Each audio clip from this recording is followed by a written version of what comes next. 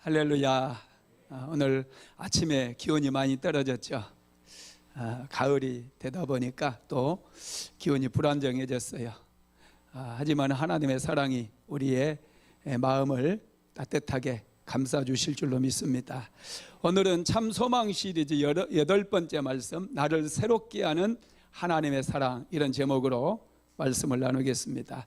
하나님의 사랑은 우리를 새롭게 변화시키는 능력입니다. 누구든지 예수를 믿으면 하나님의 사랑으로 인해서 새롭게 변화되는 그런 인생을 살아갈 수가 있습니다. 하나님의 사랑은 가을 햇살과 같아요. 가을 햇살에 여러분 과일들이 익어갑니다. 사과가 빨갛게 익어가죠. 감도 노랗게 익어갑니다. 가을 햇살에 곡식이 익어가요. 지금 들판을 나가보면 황금벌판이에요. 누렇게 익은 곡식들이 얼마나 아름다운지 모릅니다. 하나님의 사랑을 우리가 많이 받게 되어지면 우리의 인생이 무르익어요. 열매가 맺힙니다. 아름다운 열매들이 많이 맺히게 되는 거죠. 지난주 목요일에 우리 권사님하고 또 집사님 몇 분 농장에 가서 고구마를 캤습니다. 지난 봄에 우리 집사님들이 고구마 두룩을 만들고 또 비료도 주고 고구마 순을 심었어요. 똑같은 땅에다가 똑같은 고구마 순, 똑같은 비료를 주고 똑같은 수고로움을 해서 고구마를 심었습니다. 그런데 정말 놀라운 그런 발견이 있었어요. 햇볕이 잘 들어오는 곳에 고구마는 여러분 캐는데 얼마나 고구마가 좋고 고구마가 많이 맺히고 고구마가 큰지 마치 무만큼 커요. 팔뚝만큼 큰 고구마들이 여기저기서 막 쑥쑥 올라오는 거예요.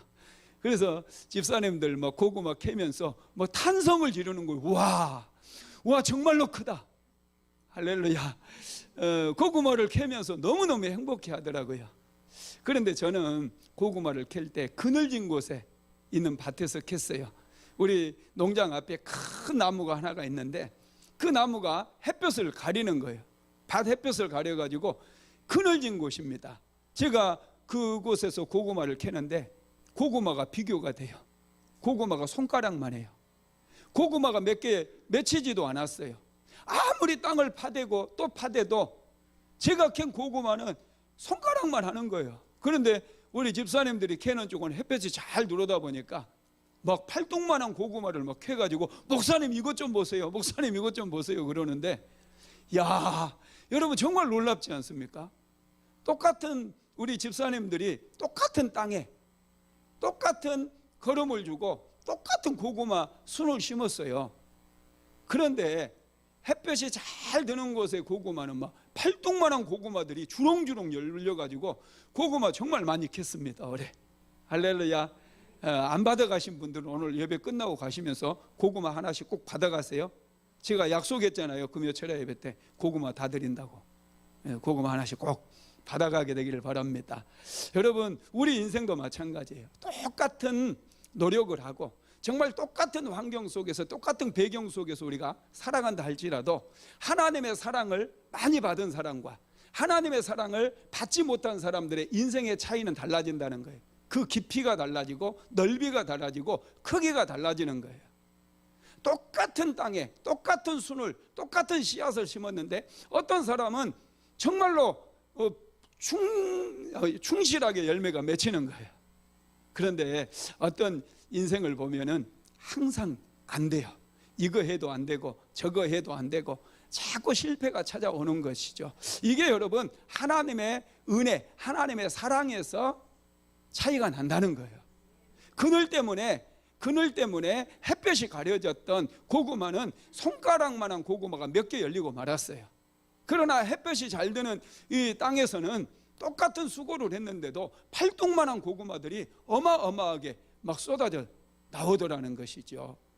여러분 오늘도 하나님의 사랑을 넘치도록 받게 되기를 주님의 이름으로 축원합니다. 우리가 잘되고 형통하고 축복받는 인생을 살기 위해서는 하나님의 은혜와 하나님의 사랑을 사모하고 하나님의 사랑을 우리의 산 소망으로 삼을 때에 놀라운 역사, 충실한 열매, 이런 것들이 맺혀지는 줄 믿으시기를 주님의 이름으로 축복합니다. 하나님은 사랑이 충만하신 분이에요. 하나님의 사랑은 굉장히 부드럽고 따뜻해요. 여러분, 생명은 따뜻한 곳에서 자랍니다. 밝은 곳에서 자라요. 어둡고 칙칙하고 차가운 곳에서는 생명이 자라지를 않아요.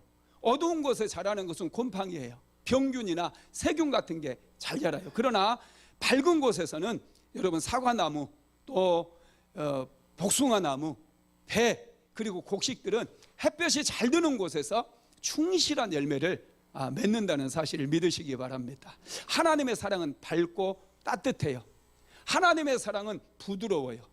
그래서 그 하나님의 사랑을 우리가 받게 되어질 때, 똑같은 교회를 다니고 똑같은 시간, 모든 성도들이 똑같은 시간에 예배를 드린다 할지라도 하나님의 은혜를 받고 축복을 받고 하나님의 사랑을 받은 사람과 받지 못한 사람들의 차이는 너무나 크다는 것입니다.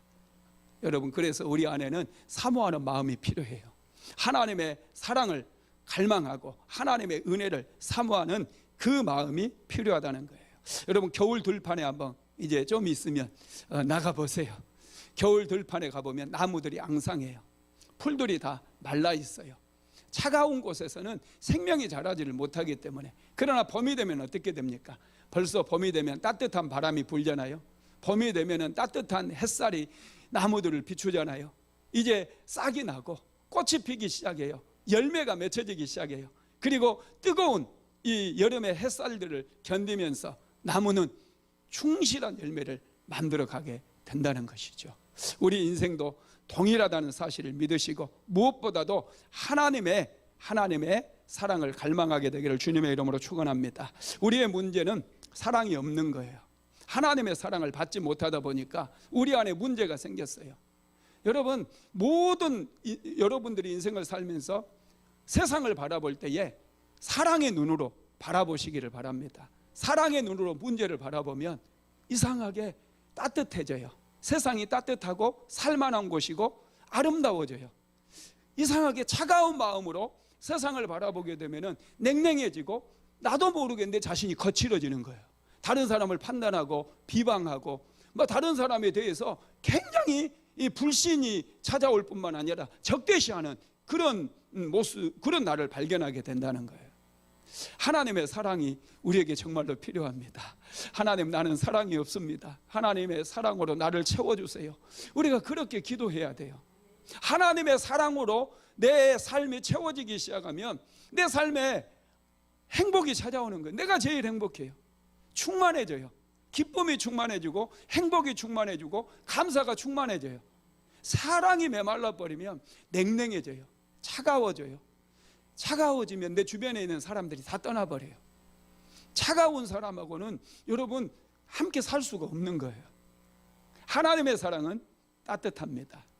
하나님의 사랑은 부드러워요. 그래서 우리가 하나님께 가까이 나아갈 때 하나님의 사랑에 우리는 충만해질 수가 있는 것이죠. 사랑이라고 하는 성경에 단어가 있어요. 히브리어 단어가 아헬이에요. 아헬. 이 아헬이라고 하는 단어가 무엇을 의미하느냐 하면 숨을 얘기해요. 숨. 우리가 호흡하잖아요. 숨 쉬잖아요. 숨 쉬는 거, 이걸 의미해요. 사람이 숨을 쉬지 않으면 어떻게 되죠? 죽어버려요.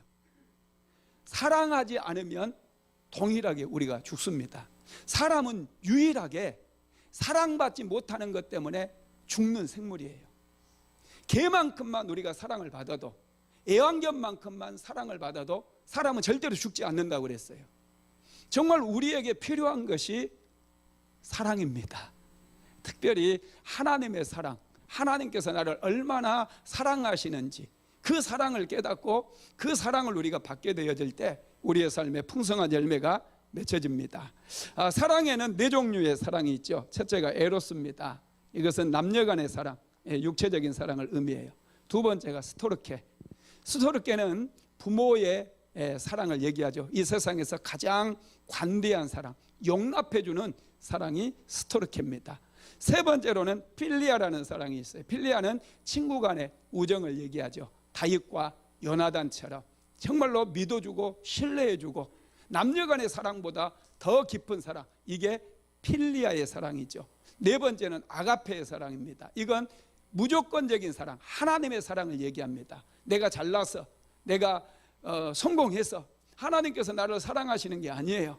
실패해서 연약해서 아무것도 할 수 없는, 자격 없는 그런 나를 일방적으로 하나님께서 사랑해 주시고 일방적으로 믿어주고 일방적으로 베풀어 주신 무한하신 사랑을 우리는 아가페의 사랑이다, 이렇게 얘기합니다. 여러분, 사람이 언제 변하는 줄 아세요? 윽박지르고 야단친다고 사람이 변합니까? 절대로 안 변합니다. 비난하고 막 저주하고 막 손가락질하고 당신 왜 안 변하냐고 악을 쓰고 그런다고 사람이 변합니까? 오히려 변질돼 버려요. 더 나빠져요. 사람이 언제 변하느냐? 사랑할 때. 사랑하면 변화가 일어나요. 사랑으로 품어주고 사랑으로 덮어주고 사랑을 많이 흘려보내면 사람은 반드시 그 사랑 앞에서 변화된다는 사실을 믿으시기를 바랍니다. 하나님은 그래서 우리를 사랑하셔요. 우리의 죄를 용서해 주셔요. 우리를 감싸 주셔요.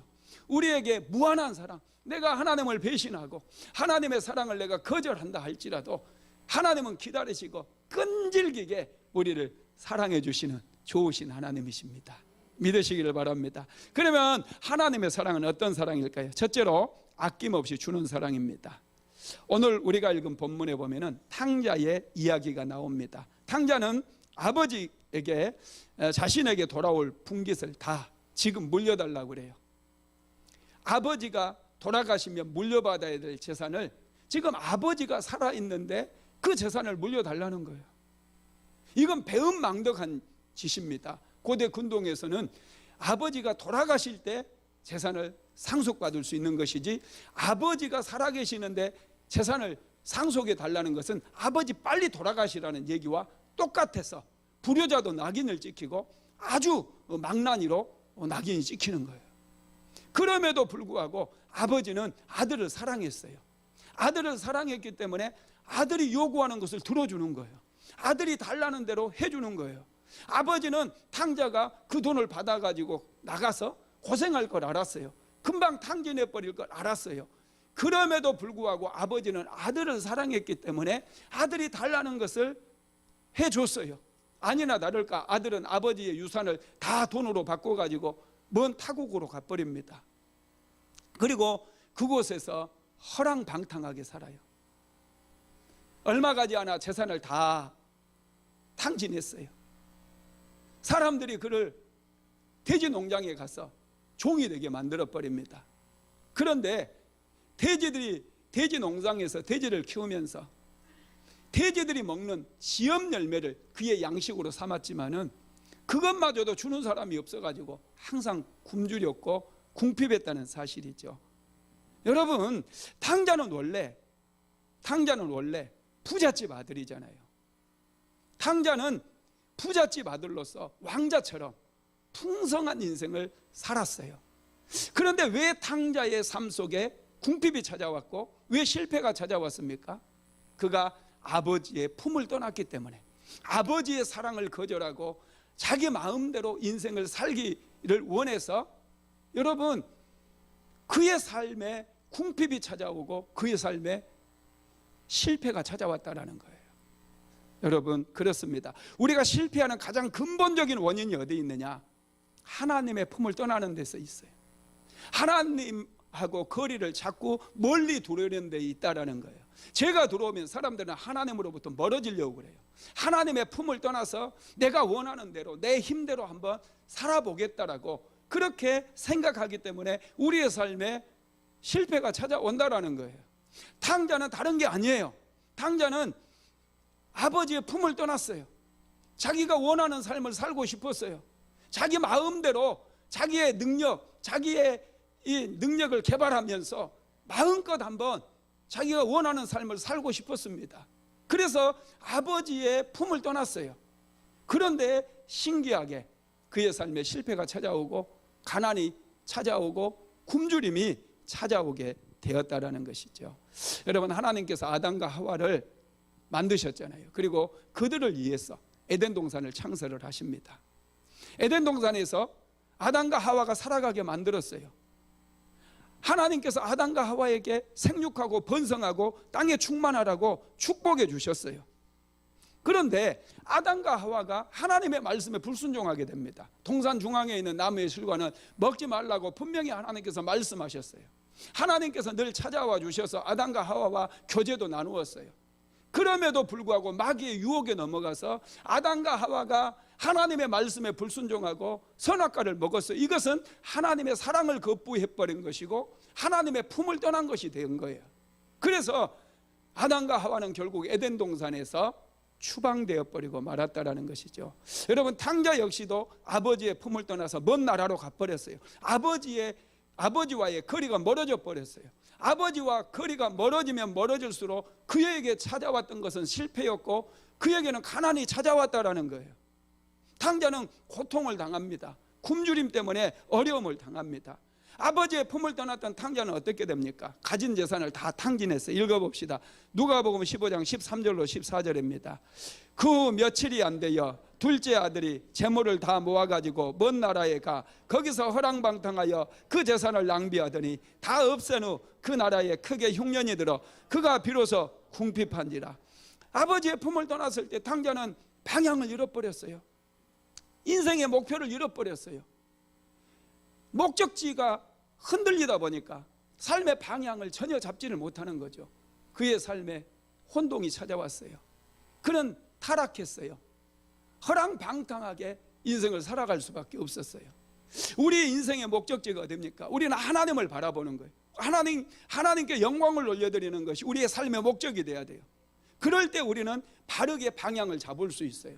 이 목적을 잃어버리고 내 인생을 내 힘으로 세우고 내 노력으로 한번 세워봐야 되겠다, 나의 성공을 인생의 목적지로 삼게 되어지면 우리는 혼동이 찾아오고 혼란이 찾아오고 방탕한 삶을 살아갈 수 있어요. 많은 분들이 성공하고 타락한 분들이 얼마나 많습니까? 자기의 막강한 권력을 이용해서 성추행하고 막강한 권력을 이용해 가지고 다른 사람들 등쳐먹고 얼마나 여러분 많은 죄가 있느냐는 거예요. 탕자가 여러분 아버지의 품을 떠나버렸을 때 그는 방향을 잃어버린 것이죠. 그래서 하나님께서는 예레미야 선지자에게 예레미야서 2장 13절에서 두 가지 죄에 대해서 말씀합니다. 한번 같이 읽어봅시다. 예레미야서 2장 3절입니다. 백성이 두 가지 악을 행하였나니 곧 그들이 생수에 근원된 나를 버린 것과 스스로 웅덩이를 판 것인데 그것은 그물을 가두지 못할 터진 웅덩이들이니라. 아멘.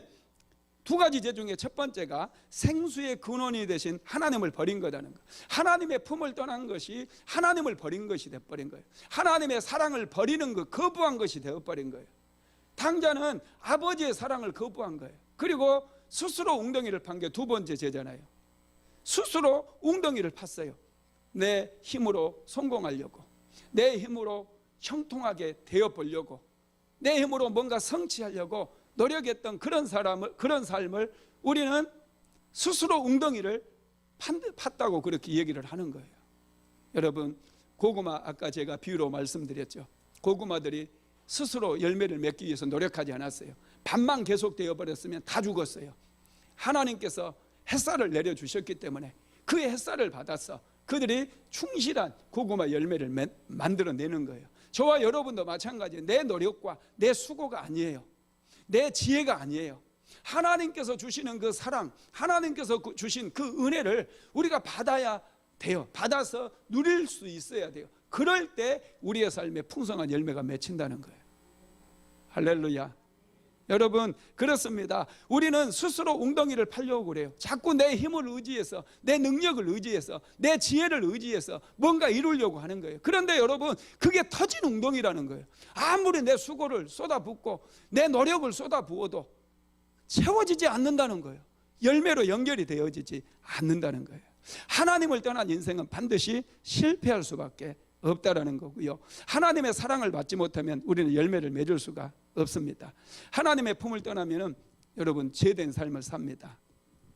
죄는 하나님과 우리 사이를 막아버려요. 여러분, 우리 그리스도인들에게 가장 큰 불행이 뭔 줄 아세요? 내가 아무리 기도해도 하나님께서 듣지를 않는 거예요. 나는 지금 절박해요. 나는 지금 고통 가운데 있어요. 그동안 열심히 예수를 믿어왔어요. 그래서 이 고통 가운데서 내가 하나님께 울부짖고 금식하며 하나님께 기도할 때 하나님께서 내 기도에 응답해 줄 때 우리는 이게 최고의 기쁨이고 은혜이지 않습니까? 그런데 아무리 내가 부르짖고 기도해도 응답받지 못한다면 이건 정말로 불쌍한 일이거든요. 여러분, 왜 하나님께서 우리의 기도에 응답해 주시지 않느냐? 바로 죄가 하나님과 우리 사이를 가로막고 있기 때문에 그렇다는 거예요. 여러분, 죄는 언제나 유혹과 환상을 가져다 줘요. 죄는 우리에게 기쁨을 줄 것으로 우리를 속여요. 쾌락을 가져다 줄 걸로 우리를 속여요. 그래서 우리로 하여금 죄를 짓게 만들어요. 거짓말하게 만들어요. 가식적으로 포장하면서 게으르고 나태하게 미워하면서 뒤에서 수군거리고 욕하면서 살아가게 만든다는 거예요. 그런데 그 대가는 누가 짊어져야 되느냐? 죄의 대가는 내가 져야 돼요. 마귀는 죄에 대해서 유혹을 하지만 죄에 대해서 책임을 지지 않아요. 그 모든 책임은 내가 져야 된다는 거예요. 내 삶에 고통이 찾아오는 거예요. 하나님의 은혜가 끊겨버려요. 아무리 내가 하나님께 기도해도 응답받지를 못해요. 여러분, 죄는 이렇게 우리의 인생을 파멸로 이끌어버린다는 것이죠. 여러분, 아버지를 떠났던 탕자의 인생이 비참해지잖아요. 한번 읽어볼까요? 누가복음 15장 14절로 16절입니다. 다 없앤 후 그 나라에 크게 흉년이 들어 그가 비로소 궁핍한지라 가서 그 나라 백성 중 한 사람에게 붙여 사니 그가 그를 들러 보내어 돼지를 치게 하였는데 그가 돼지 먹는 지엽 열매로 배를 채우고자 하되 주는 자가 없는지라. 여러분, 부잣집 아들입니다, 탕자는. 그런데 다른 사람에게 붙어 먹고 있어요. 귀찮으니까 이 사람을 돼지 농장으로 보내가지고 돼지를 치게 만들어요. 남에게 붙여 먹으려고 하니까 여러분, 종이 돼버리는 거예요. 돼지, 유대인들은 돼지를 가증한 짐승으로 여겨요. 돼지를 키우지도 않고 돼지고기를 먹지도 않아요. 그런데 탕자는 먼 타국에 가서 유대인들이 가장 싫어하는 이 돼지 농장에서 돼지들과 함께 살면서 가증한 짐승들과 함께 살면서 가증한 짐승이 먹는 그 지엽 열매를 먹으면서 살고 있는데 그마저도 주는 사람이 없어가지고 탕자는 항상 배가 고프고 굶주렸어요. 고통이 찾아온 것이죠. 여러분, 그런데 우리가 고통 가운데 있다 할지라도 소망이 있어요. 우리가 고통 가운데 있을 때 깨달음이 있어야 돼요. 탕자는 지금 굶어가면서 궁핍한 가운데서 그가 생각을 합니다. 누구를 생각하느냐 하면 아버지를 생각하는 거예요. 아버지는 부자라는 사실을 생각을 하게 됩니다. 같이 읽어봅시다. 누가복음 15장 17절입니다. 이에 스스로 돌이켜 이르되 내 아버지에게는 양식이 풍족한 품꾼이 얼마나 많은가. 나는 여기서 줄여 죽는구나. 여러분, 깨달음이 축복이에요. 우리는 생각할 줄 알아야 돼요. 아버지가 부자라고 하는 사실을 알아야 돼요. 하나님은 부자이십니다. 온 우주 만물의 주인이심을 믿으시기를 주님의 이름으로 축복합니다. 탕자는 그의 아버지에게는 풍족한 품꾼이 많다는 사실을 깨달았어요. 이 깨달음이 탕자의 인생을 변화시키는 이제 시작이 되어지는 거예요. 여러분, 그렇다고 깨달은다고 다가 아니잖아요. 저와 여러분에게도 깨달음이 필요해요. 우리는 종이 아니에요. 제 종이 아니에요. 하나님께서는 우리에게 말씀하시기를 너희는 왕같은 제사장들이요 그의 소유된 백성이라고 말씀했어요. 하나님께서 사랑하는 하나님 나라의 아들이고 하나님 나라의 딸이라고, 하나님의 자녀라고 말씀했어요. 이미 우리가 예수를 믿을 때 우리의 신분 자체가 변화되었다는 거 믿으시기를 주님의 이름으로 축복합니다. 깨달음이 왔을 때 탕자가 잘한 게 있어요. 탕자는 이제 깨달음이 왔을 때 결단을 합니다. 읽어봅시다. 누가복음 15장 18절로 19절. 내가 일어나 아버지께 가서 이르기를 아버지, 내가 하늘과 아버지께 죄를 지었사오니 지금부터는 아버지의 아들이라 일컬음을 감당하지 못하겠나이다. 나를 품꾼의 하나로 보소서 하리라 하고 이에 일어나서 아버지께로 돌아가니라. 아직도 거리가 먼데 아버지가 그를 보고 측은히 여겨 달려가 목을 안고 입을 맞추니. 아멘. 탕자가 아버지가 부자라는 사실을 깨달았을 때 그는 마음의 결단을 내려요. 내가 아버지 집으로 돌아가리라. 아버지 집에 돌아가서 내 아버지에게 나를 아들로 받아두지는 못한다 할지라도 나를 품꾼의 하나로 써달라고 그렇게 얘기하기로 결단해요. 탕자의 마음이 낮아진 거예요. 고통을 겪으면서 그의 마음이 낮아졌어요. 겸손해졌어요. 그래서 아버지 집에 품꾼의 하나로 들어가기를 그는 소망하면서 결단을 내린 거예요. 여러분, 우리가 인생을 살아갈 때 결단을 해야 되는 시점이 있어요. 결단을 해야 됨에도 결단하지 못하면 그 인생은 여러분 실패할 수밖에 없어요. 술을 끊으시고 담배를 끊으시고, 여러분 이런 것들 결단이 필요해요. 술과 담배, 먹지 말아야 될 음식이잖아요. 이런 것들은 우리의 삶에 고통을 가져다 줘요. 관계를 깨뜨려요. 여러분, 이런 먹지 말아야 될 그런 음식들, 이런 것들은 우리의 삶에 많은 부작용을 만들어냅니다. 우리가 예수를 믿을 때 결단이 필요해요. 어떤 인생을 살아갈 때 딱 결단을 하고 행동으로 옮기는 게 필요해요. 깨달음, 결단, 그 다음에 요구되어지는 게 행동입니다. 탕자는 결단을 했어요. 내가 아버지 집으로 돌아가리라. 그리고 벌떡 일어나서 탕자는 아버지에게로 돌아갑니다. 그랬더니 여러분, 아버지는 돌아온 탕자에게 어떻게 대합니까? 자, 다시 읽어봅시다. 누가복음 15장 20절 말씀입니다. 이에 일어나서 아버지께로 돌아가니라. 아직도 거리가 먼데 아버지가 보고 측은히 여겨 달려가 목을 안고 입맞추니, 아직도 거리가 멀다고 그랬어요. 그런데 아들이 돌아오는 것을 어떻게 알았는지 아버지는 뛰어가는 거예요. 그리고 그 아들을 끌어안았어요. 그리고 목을 안고 입맞추고. 여러분, 이것이 아버지의 사랑이라는 거예요. 믿으시기를 바랍니다. 아들은 아버지의 재산을 다 상진했어요. 거지가 되어서 돌아왔어요. 옷도 누더기를 걸쳤어요. 신발은 신지도 않았어요. 아버지는 탕자에게 그 돈 어떻게 했느냐 단 한마디 묻지 않아요. 하나님의 사랑은 계산하지 않는 거예요. 오늘날 많은 사람들이 너무나 계산적이에요. 부부간에도 계산적이에요. 자녀들에게도 계산적이에요. 이건 사랑이 아니에요. 사랑은 계산하지 않는 거예요. 때로는 실패할 수 있어요. 남편이 사업에 실패할 수 있어요. 여러분, 자꾸 그런 거 따지고 계산하면 인생이 피곤해져요. 마귀가 틈타요. 가정이 깨지는 거예요. 물질보다 중요한 게 지키는 거예요. 하나님께서 나에게 주시는 것을 지키는 사람이 복된 사람이, 가정도 지키고. 우리는 소중한 것일수록 지키잖아요. 어리석은 사람은 소중한 것의 우선순위를 몰라요. 돈이 중요합니까? 가정이 중요합니까? 가정이 중요한 거예요. 어떤 실패가 찾아와도, 어떤 환경이, 어떤 고난이 우리를 힘들게 하고 흔든다 할지라도 소중한 것일수록 지키는 거예요. 이게 지혜로운 사람이에요. 남편이 소중해, 아내가 소중해, 자녀들이 소중해, 교회가 소중해, 나라가 소중해. 그래서 우리는 지키는 거예요. 지키는 데는 돈이 들어가는 거예요. 할렐루야. 돈은 수단이에요. 목표가 아니에요.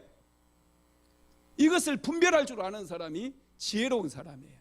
무엇이 소중한지 소중함의 우선순위를 제대로 파악하고 소중한 것을 먼저 지키는 저와 여러분 되시기를 주님의 이름으로 축복합니다. 아버지는 아들이 소중함을 알았어요. 돈은 아무것도 아니에요. 아버지 유산의 절반인지 뭐 반의 반인지 우리는 알 수 없어요. 그런데 굉장히 큰 돈을 다 날려버렸어요. 그런데 아버지는 계산하지 않아요. 아들을 탓하지도 않아요. 왜냐?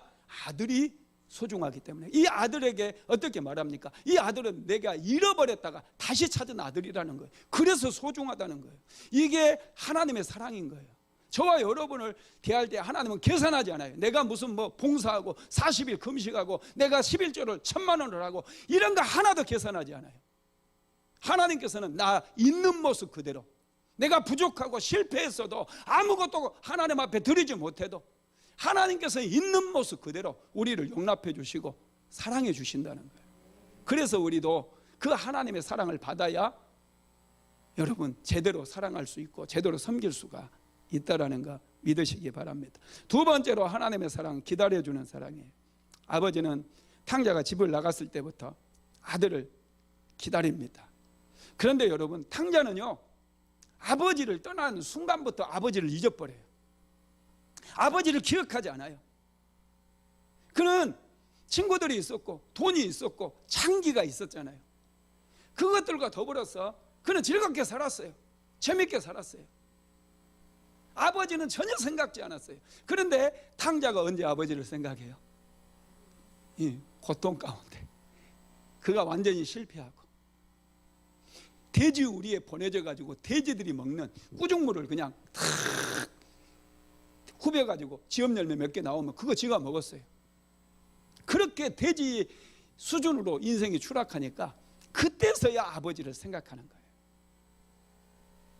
여러분, 하나님께서는 저와 여러분을 항상 생각하고 계셔요. 우리는 잘 나가고 그러면 내가 잘나서 잘 나가는 줄 알아. 하나님은 생각지도 않아요. 고난이 찾아오고 갑작스럽게 시한부 인생이 되어지고 질병이 찾아올 때 하나님, 그때서야 하나님 찾잖아요. 그게 우리의 인생이라는 거예요.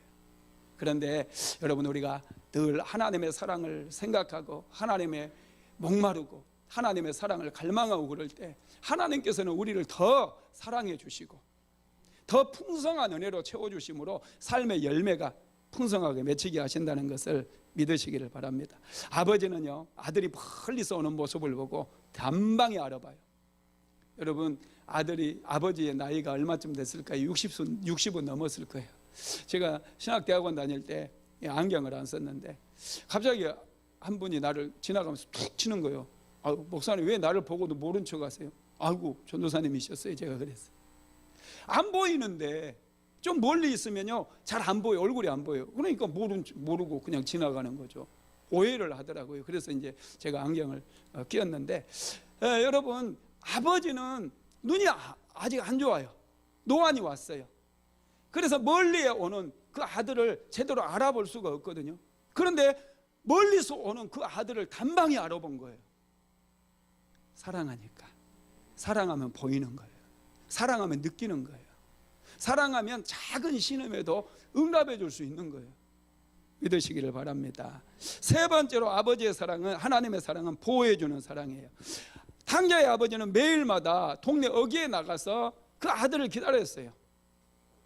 왜냐하면 당시에 아버지의 유산을 그냥 가지고 간다, 이런 아들들은 배은망덕한 아들이었거든요. 아버지에 대해서 불효하고 그런 아들은 배은망덕한 아들이기 때문에 어디 타국에 갔다가 들어올 수가 없어요. 동네 사람들이 먼저 발견하게 되면은 막 비난을 퍼붓는 거예요. 판단하는 거예요. 돌을 던지면서 이런 배은망덕한 놈이 우리 동네에 들어왔다고, 나가라고, 당신 같은 애는 우리 동네에 살 자격이 없다고 먼저 막 돌을 던지면서 욕을 해버리는 거예요. 그래서 아버지가 먼저 나가 있는 거예요. 먼저 아들을 발견하고 아들을 보호해 주기 위해서, 동네 사람들의 비난으로부터, 동네 사람들의 돈 던짐으로부터 아들을 보호해 주기 위해서 동네 어귀에 나가서 아버지는 매일마다 아들을 기다렸던 거예요. 아들이 오자마자 아버지가 달려갑니다. 그리고 아들을 안아버려요. 감싸 안아버려요. 동네 사람들의 비난을, 동네 사람들의 돈 던짐을 막아주기 위해서, 그리고 자기 집으로 바로 데리고 들어와 버리는 것이죠. 이렇게 여러분, 아버지의 사랑은, 하나님의 사랑은 우리를 보호해 주시는 그런 사랑인 것을 믿으시기 바랍니다. 동네 사람들은 이 정죄의 눈을 가지고 있어요. 자기 아들이 아니니까 잘잘못을 자꾸 따져요. 잘잘못을 따지면서 저놈 배은망덕한 놈이다, 저놈은 안 된다, 우리 동네에 받아들이면 안 된다. 그런데 아버지의 눈은 달라요. 아버지는 사랑의 눈으로 아들을 바라보는 거예요. 저와 여러분에게 필요한 눈이 이 하나님의 사랑의 눈이에요. 사랑의 눈으로 우리는 세상을 보고 세상을 해석할 수 있어야 돼요. 그럴 때 문제들이 해결되기 시작해요. 관계가 회복되기 시작하는 거예요. 깨어졌던 관계가 사랑의 눈으로 다시금 우리가 바라보고 해석하게 되어질 때 다리가 연결되어지는 것처럼 관계가 연결되어지고 치유와 회복의 역사가 일어나게 된다는 것입니다. 네 번째로 하나님의 사랑은 품어주는 사랑이에요. 여러분, 아버지의 품은 굉장히 따뜻하죠. 하나님의 품은 따뜻해요. 부드러워요. 이 품에 안길 때에 우리는 안심할 수 있어요. 아버지는 탕자가 돌아오자마자 품으로 안아주었어요. 감싸주었어요. 이 품은 동네 사람들의 비난을 다 막아주었어요.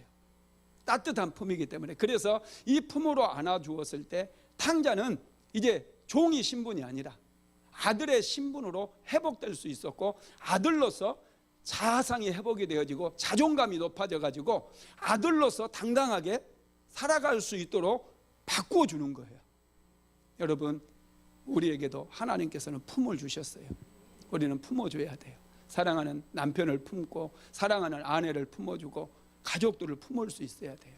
자꾸 선악과의 열매처럼 선악을 너 이래서 안 돼, 저래서 안 돼 비난하지 마세요.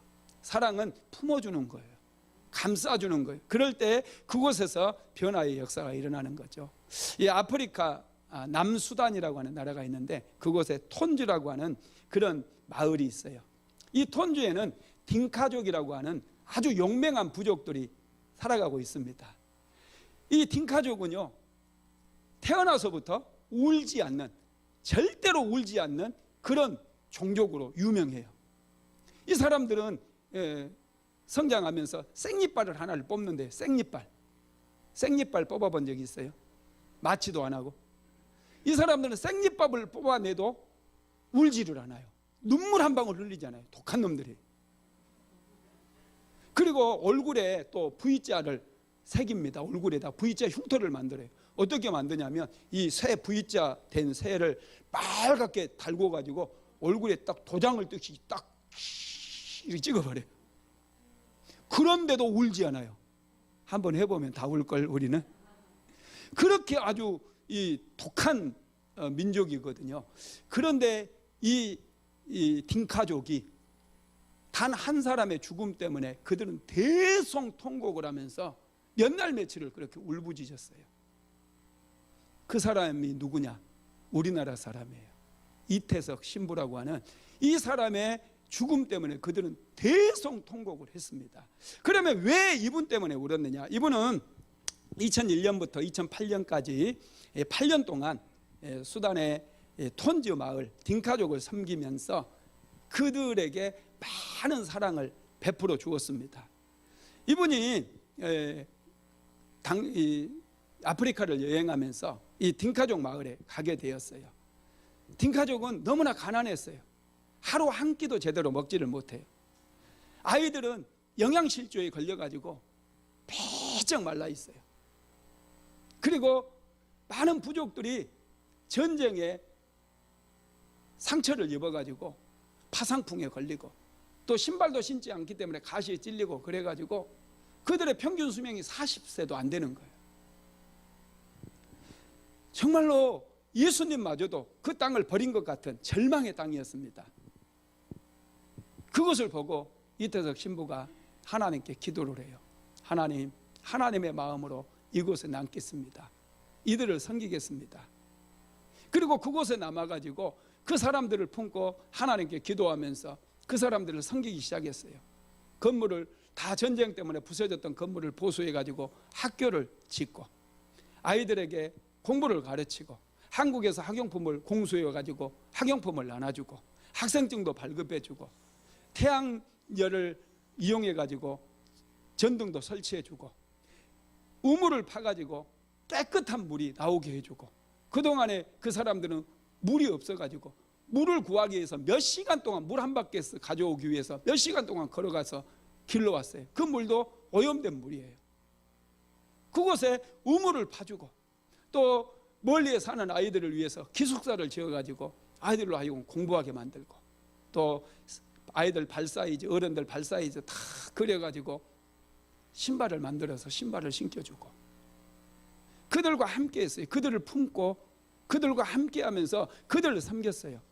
그런데 이분이 이제 몸이 안 좋아서 한국에 와서 2009년도에 한국에 와서 검진을 해보니까 대장암 말기였어요. 이분은 마지막 죽어가는 순간까지 돌아가고 싶습니다. 톤주로 돌아가고 싶습니다. 이 말을 남기고 이분이 돌아가셨거든요. 그 소식을 들었던 이 딩카족 사람들이 그렇게 단 한 번도 울지 않았던 딩카족 사람들이 대성통곡을 하는 그런 역사가 일어났다라는 거예요. 사랑이 그들의 눈물샘을 자극했고 사랑이 그들의 눈물을 터뜨린 거예요.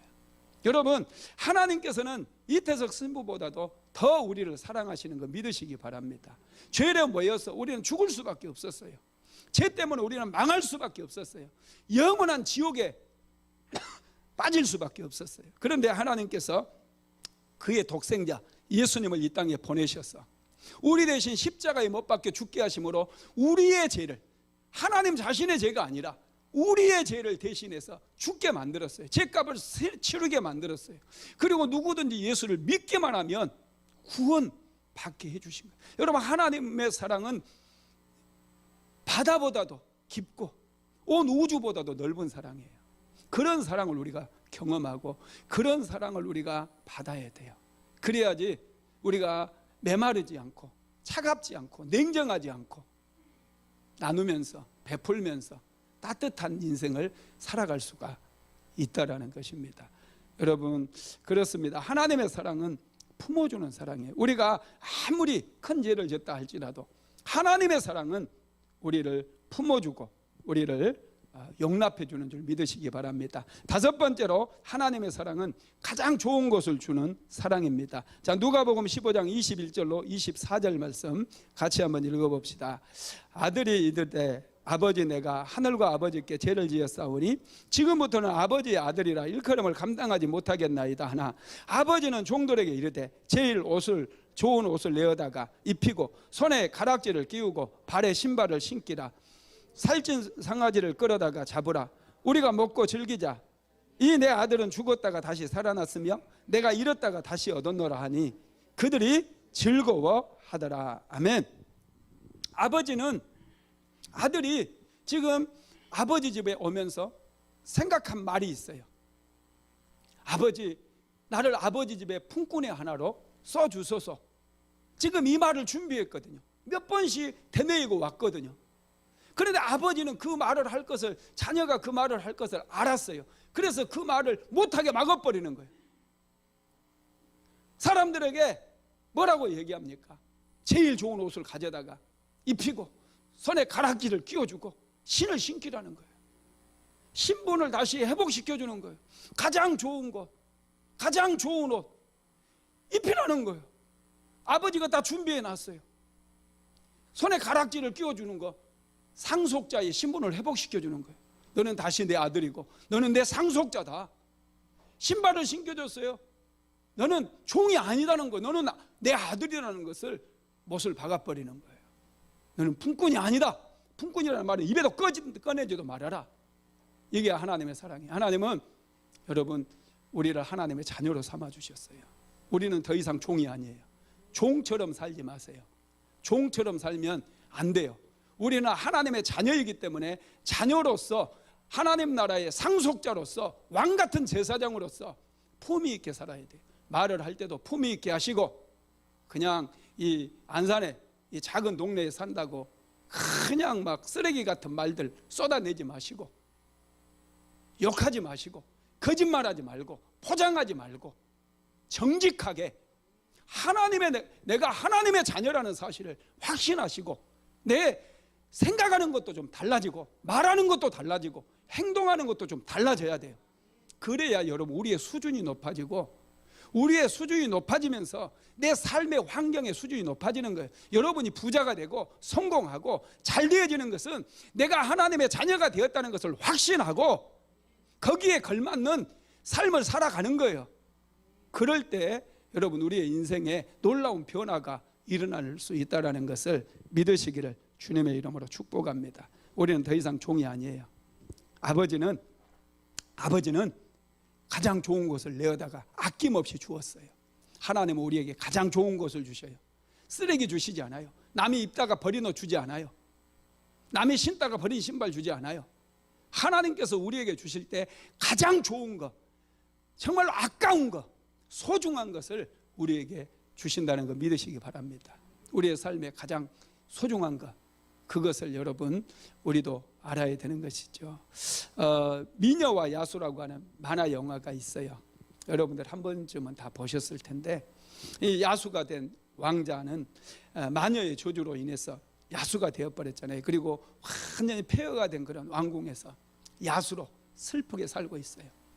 20세가 될 때까지, 이 야수가 20세가 될 때까지 아름다운 사랑을 만나지 못하면 평생 야수로 인생을 살아야 됩니다. 그런데 이제 우연히 길을 지나는 이 벨이라고 하는 아주 예쁜 아가씨를 이렇게 붙잡게 되고 야수의 궁에 살게 했어요. 그리고 아름다운 벨에게 야수는 정말 친절을 베풀고 잘해줍니다. 시간이 지나면서 점점 벨의 마음이 열려져요. 야수를 사랑하게 됩니다. 하루는 야수가 벨에게 갔더니 벨이 침울해 있는 거예요. 왜 그러느냐 물어보니까 아버지가 너무 보고 싶다는 거예요. 아버지가 어떻게 지내는지 걱정이 된다는 거예요. 그래서 마법의 거울을 줍니다. 그리고 그 아버지를 한번 보라고 그래요. 요즘은 스마트폰이죠. 이 마법의 거울을 딱 보는데 아버지가 이 벨을 생각하면서 완전히 이렇게 우울해져 가지고 아무것도 먹지 않고 잠도 제대로 자지 못하고 벨이 걱정이 돼 가지고 그렇게 있는 거예요. 그 모습을 보고 벨이 야수에게 부탁을 합니다. 나를 아버지에게 보내달라고. 이 말을 들었을 때 야수는 엄청나게 많이 고민을 해요. 벨을 보내버리면 자기는 이제 평생 야수로 살아야 돼요. 벨을 보내지 않으면 벨이 염려와 근심 속에서 있는 모습을 자기가 봐야 돼. 그것도 이제 가슴에 못을 박는 거잖아요. 그것 때문에 야수는 고민을 해요. 그리고 몇 날 며칠을 이제 뜬 눈으로 고민을 하고 그러면서 결단을 내립니다. 벨을 아버지에게 돌아가게 만들어 버려요. 벨을 아버지에게 돌려버립니다. 그때 이제 성에는 여러분 저주를 받아가지고 이 성에 사는 신하들이 찻잔으로 시계로 뭐 이렇게 다 변해 있잖아요. 빗자루로 막 이렇게 변해 있잖아요. 그 신하들이 왕자가 이제 사랑을 받으면은 자기들도 다 회복될 것을 기대하고 있었어요. 그래서 왕자를 찾아와가지고 왕자님 어떻게 돼가고 있습니까? 내가 벨을 돌려보냈다. 아니 왜 돌려보냈습니까? 사랑해서다. 그런 거예요. 사랑하니까 보냈다는 거예요. 아니 세상에 사랑하면 붙들고 있어야지. 사랑하니까 보내줬다는 거예요. 그 시각에 이제 벨은 아버지의 집에 돌아가서 아버지와 좋은 시간 보내고 있어요. 그러다가 이제 마법의 거울을 통해서 야수가 어떻게 지내는지 이렇게 보게 되죠. 야수가 죽어가고 있는 거예요. 죽어가고. 그때 말을 타고 즉시 막 야수의 성으로 막 가잖아요. 그런데 이 벨이 도착했을 때 야수가 죽어버려요. 딱 죽었어요. 죽은 야수를 껴안고 벨이 사랑을 고백합니다. 야수를 사랑한다고 고백을 해요. 그랬더니 갑자기 환경이 싹 바뀌잖아요. 사랑한다고 얘기하고 사랑을 고백하니까 야수가 왕자로 변해버리더라고요. 성이 완전히 다 변화되고 신하들이 찻잔으로 또 시계로 바뀌었던 신하들이 사람으로 다 바뀌고 가시와 은검키가 있던 그 성이 아름다운 궁궐로 싹 바뀌는 거예요. 사랑하니까 변화되더라는 거예요. 사랑하니까 이 미녀와 야수 정말 여러분 명작이에요. 얼마나 여러분 이게 우리에게 시사해 주는 게 많은지 몰라요. 사랑하면 이렇게 우리는 바꿀 수 있고 변화시킬 수 있어요. 사랑하지 않으면 우리는 이상한 그런 폐허로 된 그런 집을 만들 수 있거든요.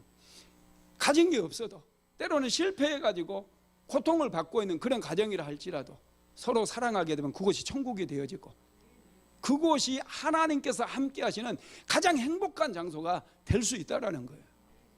할렐루야. 여러분 그렇습니다. 우리는 사랑이 필요한 거예요. 사랑이 있으면 환경이 변화돼요. 하나님의 사랑을 우리가 받아야 돼요. 내 안에는 사랑이 없거든요. 사랑이 없다 보니까 항상 우리는 공허해요. 항상 쓸쓸해요. 이 가을이 되면 낙엽이 떨어지는 것만 봐도 막 눈물이 팍 쏟아지는 그런 분들도 있잖아요. 사랑이 없어서 그러는 거예요.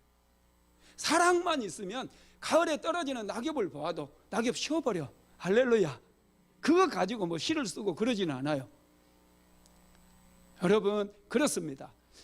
우리가 사랑이 충만한 삶을 살기 위해서는 이 사랑을 먼저 공급을 받아야 돼요. 우리는 사랑을 만들 수 있는 존재가 아니에요.